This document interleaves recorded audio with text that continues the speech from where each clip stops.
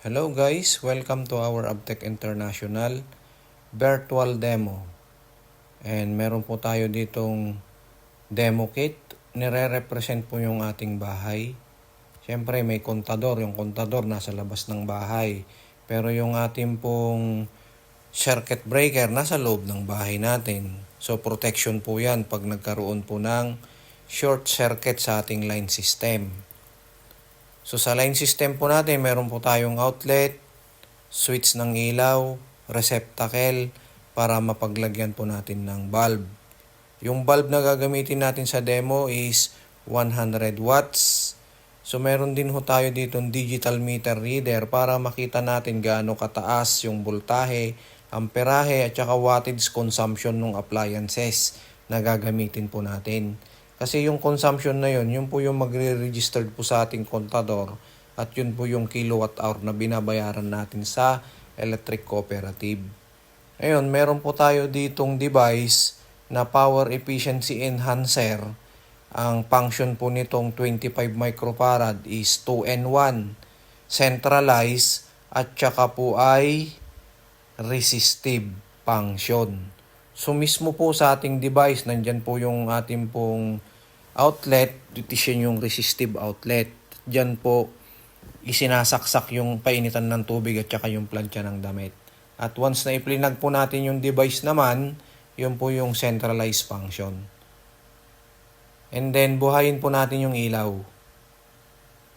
So yung ilaw po natin, 100 watts po yan, pero yung kanyang consumption po is 93. So tama lang po kasi yung ating voltahe is nasa level lang 224. Ano po?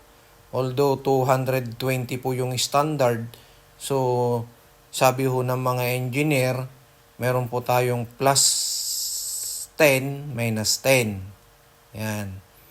Ngayon, ilalagay po natin ngayon, ipa-plug po natin yung ating device para po ay ma-regulate po yung power, and kita nyo po, dati pong 94 na-reduce po yung wattage consumption po niya, naging 66 na lang.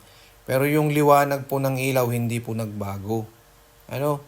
Ayan. So regulated na ho yan kasi may device. But pag wala po yung device, eto po yon unregulated. So yung consumption po niya 94. Pero yung liwanag po hindi po nagbago. So yan po yung idinudulot po na blessing sa atin ng ating device. Is very amazing product po ng Abtech International. Ano po? So yan po. Kaya patayin muna natin yung ilaw. Ngayon, ang gagawin ho naman ay atin pong ide-demo yung resistive appliances. Ano po? So kanina po centralized yung ginawa natin. Ngayon po, yung resistive function naman ng device. So ito pong painitan ng tubig, 1,500 watts. So isasaksak ho natin sa ating demo kit. So ang kanyang consumption po is 1,360. So ang computation po noon, every 1,000 wattage equivalent of 1 kilowatt pagdating po sa kontador. Yan po. Yan, so napakalaking factor po niyan sa mga bayarin natin sa kuryente. So, hindi ko sinasabing wag na kayong gumamit po ng painitan ng tubig. Ang good news is, meron na ho tayong magagamit. So tignan nyo po yung ikot ng kontador. Napakabilis. Yan. Napakabilis po niya. Ngayon, gagamitan ho natin yan ngayon ng resistive function ng device natin, 25 microfarad. So, ipa-plug po natin yung painitan ng tubig mismo sa ating pong device. At yung device naman po, yan po yung ipa-plug natin sa ating pong demo kit or yung ating pong wall outlet. Yan. So, ipa-plug po natin. So, kanina po ay 1,360. Ngayon, naging 95 na lang. Ano po? So, kung papansinin po natin, napakalaki po yung ating pong natipid. And, ayan, so 95. Tignan nyo po yung ikot ngayon ng ating kontador. Kanina sobrang bilis. Ngayon po, mabagal naman na. So, na-regulate na po yung ating pong power. Kaya po ay siyempre yung blessings po niyan, tayo po makikinabang sa pamamagitan po ng paggamit natin ng device, yung pong ating pong 25 microfarad. Ano po? So, bunutin na ho natin yung ating pong device. Yan. So, very amazing po yung product po ng Abtec International. Kaya, subukan po ninyo. Ngayon, i-demo ho natin paano napoprotektahan naman yung ating appliances. Yan. So, binuhay po natin yung ating pong ilaw. So, yan po yung unregulated power. Tapos, pag nag-burn out po, so 93 po yun. At bumalik po yung ilaw.